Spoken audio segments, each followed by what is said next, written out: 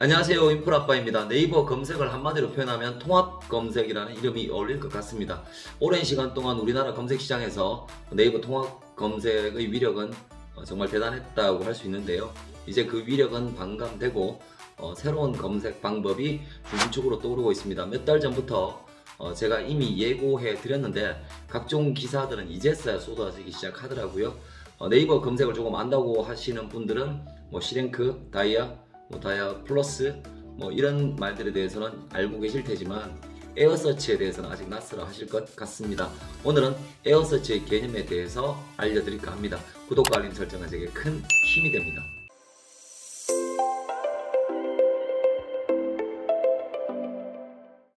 결론부터 말씀드리겠습니다. 이번에 업데이트된 에어서치는 네이버의 역사상 가장 큰 대형 업데이트라고 보셔도 무방할 것 같습니다. 인문학적인 부분이나 원론적 개념 파악에 대해 거부감이 계신 분은 영상 절반 이후로 이동해서 들으셔도 좋을 것 같습니다. 이 영상 촬영일 기준으로 유튜브에서 네이버 에어서치라고 검색을 하면 뉴스 영상이 맨 먼저 나오고 그 다음이 제 영상이고 그 아래쪽은 유명 스포츠용품 N사 위조 상품을 고발하는 뉴스 영상이 나옵니다. 뉴스는 22시간 전 업로드라고 표시되어 있고 제 영상은 2주 전으로 표시되어 있네요.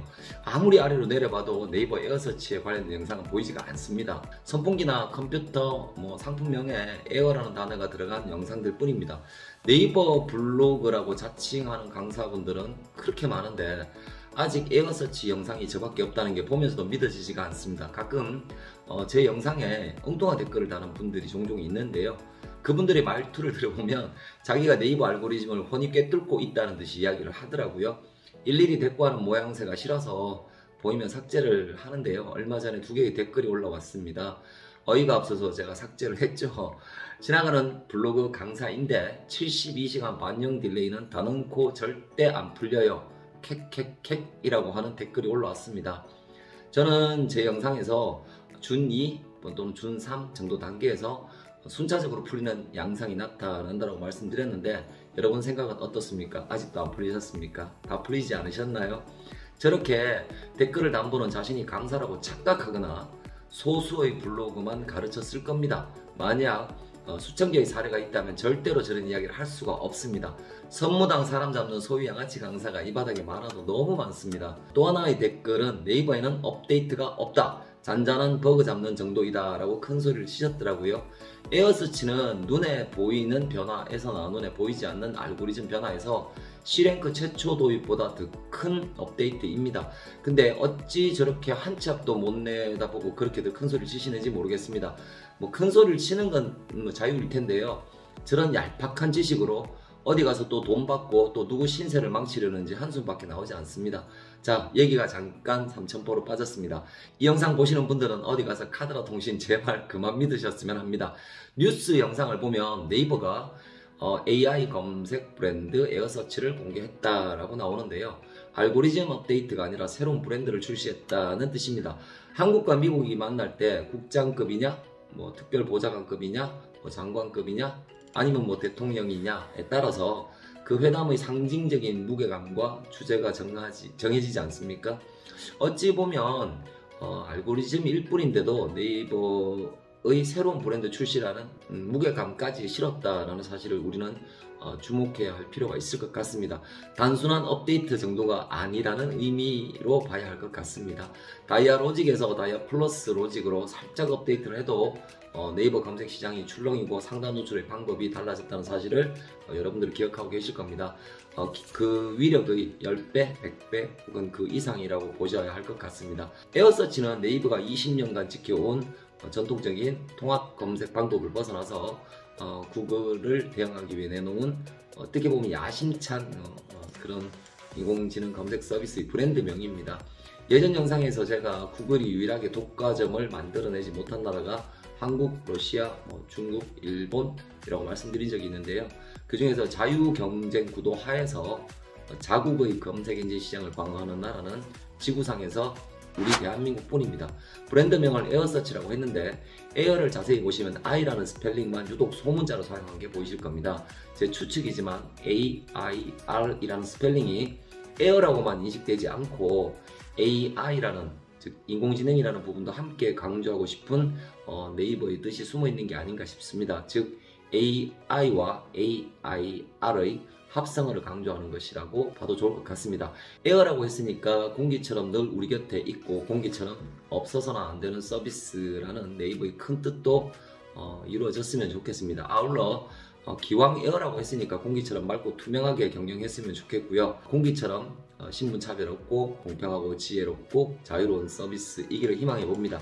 공기가 누구의 독점이 아니듯이 주주이익만 탐하지 말고 2013년 그 메뉴판 사태처럼 골목 상권에 침 흘리지 말고 거대 공룡 국을 때려잡을 만큼 제대로 좀 잘했으면 좋겠고요. 한국 토종 엔진의 자부심을 이번에는 좀 지켜주셨으면 합니다. 저도 열심히 에어서치 공부하고 응원하도록 하겠습니다. 에어서치는 3개로 나누어지는데요. 컨텐츠와 관련된 에어스, 쇼핑과 관련된 AI템즈, 지역과 관련된 에어스페이스를 하나로 묶은 네이버 인공지능 검색 서비스의 브랜드입니다. 사실 에어스는 갑자기 튀어나온 서비스가 아닙니다. 에어스는 이미 2017년부터 적용해온 컨텐츠 추천 기술입니다. AIRS 중에 앞쪽 AI는 인공지능을 의미하고 뒤쪽 RS는 리커멘드 시스템의 약자입니다. 특정 기간의 사용자 경험을 바탕으로 인공지능이 분석해서 관심도가 높을 것으로 예상되는 컨텐츠를 추천해주는 시스템인데 일종의 큐레이션하고 약간 비슷한 부분이 있습니다. 주로 뉴스 등에 먼저 적용된 알고리즘이었습니다. 즉 에어서치가 출발점이 아니고 에어스가 먼저 적용되었고 뉴스뿐만 아니라 컨텐츠로 확대 적용되어 가면서 에어스라는 이름을 그대로 유지하고 쇼핑과 지역에 대해서는 AI템즈 그리고 에어플레이스라는 이름으로 구분 명명하면서 10월 28일 에어서치라고 네이버가 통합 브랜드라고 발표하게 된 겁니다. 브랜드에 대한 이야기는 여기까지만 하고 좀 더 피부에 와 닿는 현실적인 이야기를 해드리겠습니다. 에어서치가 확대 적용되면 어떻게 되는가? 가장 근본적인 구도부터 보여드리겠습니다. 화면 아래쪽에 서백균 아카데미 카페와 오픈 채팅방 링크가 남겨져 있습니다. 누구라도 언제라도 환영합니다. 당연히 공짜입니다. 함께 공부하고 응원하고 정보 공유하고 매너 이웃도 되어주는 카페와 채팅방입니다. 멀리 가려면 함께 가야 합니다. 분명 큰 도움 되실 겁니다. 구독, 좋아요. 이 이미지에서 보이듯이 앞으로 네이버 검색은 우리에게 익숙한 통합 검색과 낯설기만 한 에어서치 검색으로 극명하게 양분되어지게 될 겁니다. 어느 쪽으로 흘러가게 될까요? 그것이 권력 이동이든 가치 이동이든 에어서치 쪽으로 넘어간다고 저는 확신합니다. 우리가 이야기하는 상위 노출의 가치로 우선 손꼽히는 것은 통합 영역 노출 그리고 뷰 영역 노출이지 않겠습니까? 통합 영역이 완전히 바뀌고 뷰 영역은 점점 빛을 잃어갈 겁니다. 기회가 왔다 또는 큰일 났다를 절실하게 느끼는데 걸리는 시간은 짧으면 3개월, 길면 6개월 정도일 겁니다. 뉴스 내용 중에 사용자 취향 고려 맞춤형 제공이라는 자막이 보이실 겁니다. 기존의 노출 방식에 익숙한 분일수록 맞춤형 결과 제공이라는 말은 무서운 말이 될 것 같습니다. 블로그 포스팅하는 분이 언제 사용자 취향을 고려했습니까? 사용자 취향까지 고려하다가는 네이버 알고리즘에 걸러지고 노출 자체가 안 되지 않습니까? 우리가 포스팅할 때 신경 쓰는 부분은 오로지 하나였습니다. 어떻게 하면 네이버가 좋아하는 포스팅을 발행할까? 그게 C랭크이고 그게 다이아로직이니까요. 왼쪽이 에어서치, 오른쪽이 통합 검색입니다. 특정 키워드를 검색하면 에어서치는 다양한 주제와 관심과 반응, 인기를 분석한 스마트 블록이 생성되고 네이버 메인을 선점하게 됩니다. 기존의 통합 검색은 정형화된 틀에 검색 결과를 끼워 넣는 방식입니다. 당연히 문서나 키워드, 카테고리 등의 인덱싱이 쉽고 검색 결과 제공에도 빠르고 DB 분리라는 큰 이점이 있었기 때문이었습니다. 에어서치는 개인의 취향, 선호도, 관심사 등을 매칭하는 결과를 보여주고 기존의 통합 검색은 특정 키워드에 대해 누구에게나 획일적인 검색 결과를 제공하고 있습니다. 에어서치는 우선 가장 구분하기 쉬운 성별과 연령으로 사용자 그룹을 식별합니다. 그 다음 트렌드와 유저 피드백을 관여시키게 될 겁니다. 이야기가 어려우신가요? 제가 여러 사람 앞에서 XXX라는 키워드로 검색해 보십시오. 맨 위에 있는 게 제 블로그입니다 라고 이야기를 하면 아닌데요? 딴 블로그 나오는데요? 라고 검색 이용자마다 다른 결과가 보여진다는 이야기입니다. 에어서치는 유저의 피드백에 따라 반응형 결과를 보여줍니다. 당연히 네이버는 반응형 앞에 실시간이라는 세 글자를 수식하고 싶을 겁니다. 검색 엔진의 특성상 실시간이라는 말의 해석은 조금 다를 수 있지만 통합 검색에서 검색 결과 보여지는 고정형 결과는 업데이트를 해야만 검색 결과 값이 변하는 데 비해서 에어서치는 대단히 빠른 속도로 검색 이용자의 니즈에 반응하게 될 겁니다. 에어서치는 높은 선호도, 통합 검색은 선호도 악화라고 제가 정리를 했는데요. 에어서치 검색에 대한 선호도는 당연히 높아질 수밖에 없습니다. 데이터 수집과 분석의 객관성 유지와 신뢰성을 제가 담보할 수는 없지만 네이버가 이야기하는 데이터를 보면 높은 선호도를 가지고 있는 것으로 보아야 할 것 같습니다. 올해 1월, 4월, 6월, 10월 등을 기산점으로 베타 테스트를 분석한 결과 컨텐츠 다양화와 소비량은 각각 38%와 8% 증가한 것으로 나타났고요. AI 검색 도구 이용량은 24% 증가했고 일반 큐레이션 대비 그 AI 템즈와 에어플레이스는 SEM 즉 중소상공인과 검색 이용자 간의 조우 또는 접근성이 각각 8.5배 또는 5배 증가한 것으로 나타났다고 합니다. 네이버가 분석한 결과 검색 이용자들은 정답형 질의보다 탐색형 질의가 훨씬 더 많으며 탐색형 질의는 증가하는 추세라고 합니다. 정답형 질의는 여권 발급 비용처럼 이미 정해진 답을 검색하는 것을 말하고 탐색형 질의는 가족여행이라고 검색하면 가족여행 추천 지역이나 숙박업소, 여행 코스, 맛집 정보, 비용 등 다양하고 세부적인 탐색을 원하는 것을 탐색형 질의, 즉 탐색형 검색이라고 합니다. 이런 탐색형 질의가 65%를 넘어섰으니까 백과사전 같은 답이 아니라 취향이나 관심사 또는 맞춤형 정보가 제공되어야 하는 것은 검색 엔진 진화의 당연한 수순이라고 봐도 될 것 같습니다.